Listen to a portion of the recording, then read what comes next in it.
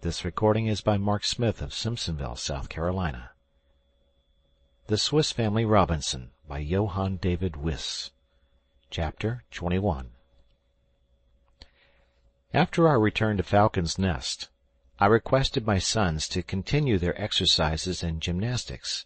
I wished to develop all the vigor and energy that nature had given them, and which, in our situation, were especially necessary. I added to archery, racing, leaping, wrestling, and climbing trees, either by the trunks or by a rope suspended from the branches as sailors climb. I next taught them to use the lasso, a powerful weapon, by aid of which the people of South America capture savage animals. I fixed 2 balls of lead to the end of a cord of about a fathom in length. The Patagonians, I told them, use this weapon with wonderful dexterity.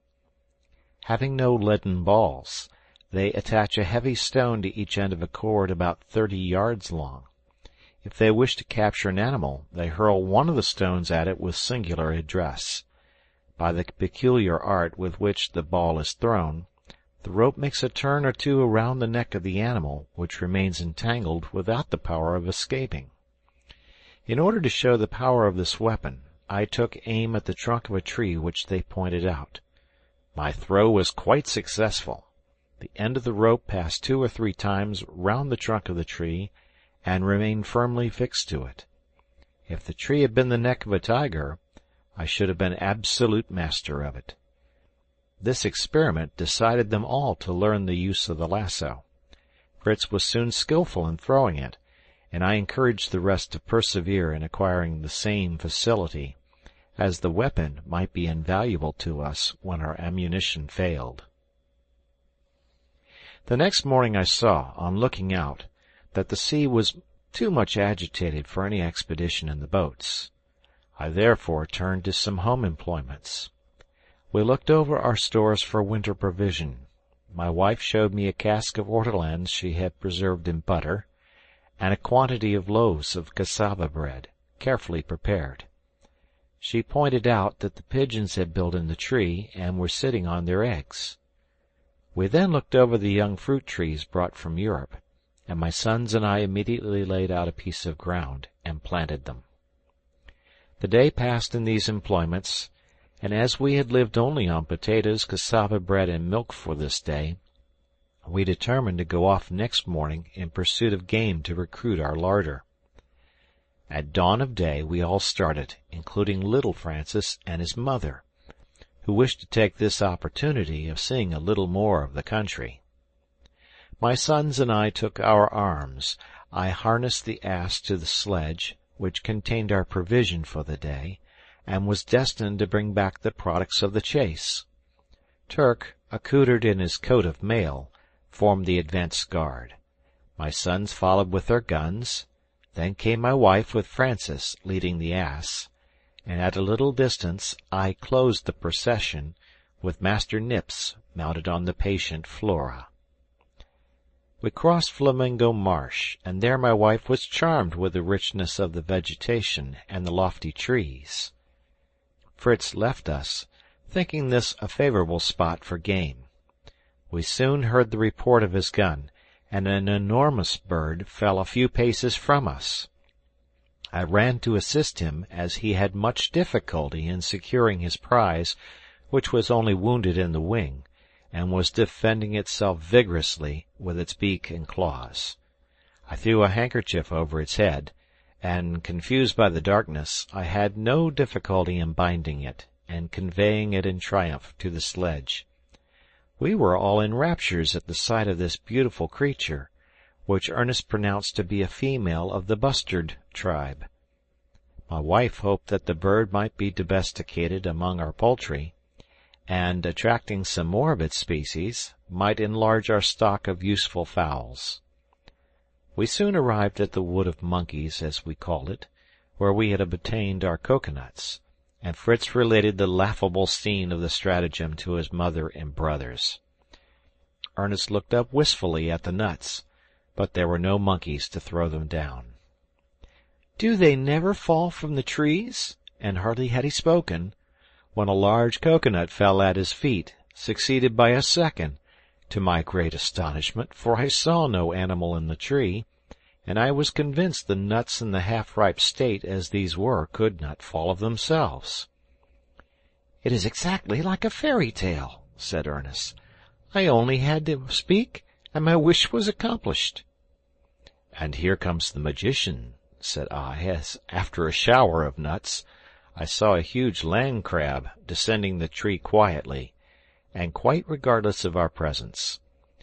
Jack boldly struck a blow at him, but missed, and the animal, opening its enormous claws, made up to its opponent, who fled in terror. But the laughter of his brothers made him ashamed, and recalling his courage, he pulled off his coat and threw it over the back of the crab. This checked its movements, and going to his assistance, I killed it with a blow of my hatchet. They all crowded round the frightful animal, anxious to know what it was. I told them it was a land crab, which we might call the coconut crab, as we owed such a store to it. Being unable to break the shell of the nut, of which they are very fond, they climb the tree and break them off in the unripe state. They then descend to enjoy their feast, which they obtain by inserting their claw through the small holes in the end, and abstracting the contents. They sometimes find them broken by the fall, when they can eat them at pleasure. The hideousness of the animal, and the mingled terror and bravery of Jack, gave us subject of conversation for some time. We placed our booty on the sledge, and continued to go on through the wood. Our path became every instant more intricate, from the amazing quantity of creeping plants which choked the way, and obliged us to use the axe continually. The heat was excessive, and we got on slowly, when Ernest, always observing, and who was a little behind us, cried out, "Halt! A new and important discovery!" We returned, and he showed us that from the stalk of one of the creepers we had cut with our axe there was issuing clear, pure water. It was the liane rouge, which in America furnishes the hunter such a precious resource against thirst. Ernest was much pleased. He filled a coconut cup with the water, which flowed from the cut stalks like a fountain, and carried it to his mother, assuring her she might drink fearlessly, and we all had the comfort of allaying our thirst, and blessing the gracious hand, who has placed this refreshing plant in the midst of the dry wilderness for the benefit of man. We now marched on with more vigor, and soon arrived at the gourd wood, where my wife and younger sons beheld with wonder the growth of this remarkable fruit. Fritz repeated all the history of our former attempts, and cut some gourds to make his mother some egg baskets, and a large spoon to cream the milk. But we first sat down under the shade, and took some refreshment, and afterwards, while we all worked at making baskets, bowls, and flasks, Ernest, who had no taste for such labor, explored the wood. Suddenly we saw him running to us in great terror, crying, "A wild boar! Papa, a great wild boar!" Fritz and I seized our guns, and ran to the spot he pointed out, the dogs preceding us. We soon heard barking and loud grunting, which proved the combat had begun, and hoping for a good prize, we hastened forward, when what was our vexation, when we found the dogs holding by the ears not a wild boar, but our own great sow, whose wild and intractable disposition had induced her to leave us and live in the woods. We could not but laugh at our disappointment after a while, and I made the dogs release the poor sow, who immediately resumed her feast on a small fruit, which had fallen from the trees and scattered on the ground, and had evidently tempted the voracious beast to this part. I took up one of these apples, which somewhat resembled a medlar, and, opening it, I found the contents of a rich and juicy nature, but did not venture to taste it till we had put it to the usual test. We collected a quantity. I even broke a loaded branch from the tree, and we returned to our party. Master Nips no sooner saw them than he seized on some and crunched them up with great enjoyment. This satisfied me that the fruit was wholesome, and we regaled ourselves with some. My wife was especially delighted when I told her that this must be the guava, from which the delicious jelly is obtained, so much prized in America. "But with all this," said Fritz, "we have a poor show of game. Do let us leave Mamma with the young ones and set off to see what we can meet with." I consented, and we left Ernest with his mother and Francis, Jack wishing to accompany us. We made towards the rocks at the right hand, and Jack preceded us a little, when he startled us by crying out, "A crocodile, Papa! A crocodile!" "You simpleton," said I. "A crocodile in a place where there's not a drop of water." "Papa, I see it," said the poor child, his eyes fixed on one spot. "It is there on this rock, sleeping. I am sure it is a crocodile." As soon as I was near enough to distinguish it, I assured him his crocodile was a very harmless lizard called the iguana, whose eggs and flesh were excellent food. Fritz would immediately have shot at this frightful creature, which was about 5 feet in length. I showed him that his scaly coat rendered such an attempt useless. I then cut a strong stick and a light wand. To the end of the former I attached a cord with a noose. This I held in my right hand, keeping the wand in my left. I approached softly, whistling. The animal awoke, apparently listening with pleasure. I drew nearer, tickling him gently with the wand. He lifted up his head, and opened his formidable jaws. I then dexterously threw the noose around his neck, drew it, and jumping on his back, by the aid of my sons, held him down, though he succeeded in giving Jack a desperate blow with his tail.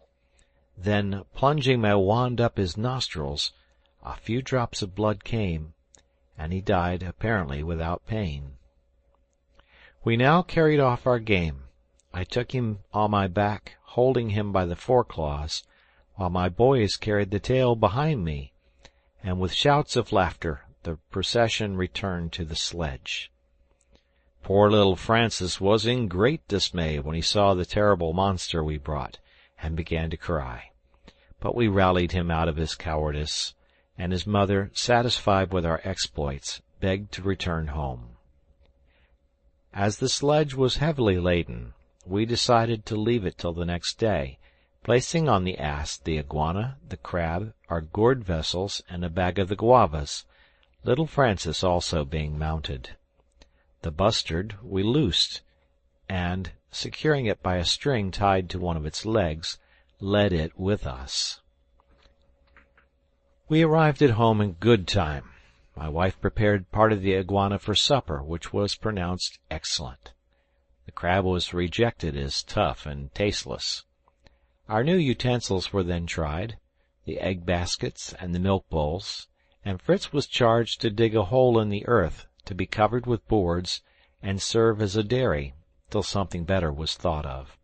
Finally we ascended our leafy abode, and slept in peace. End of chapter.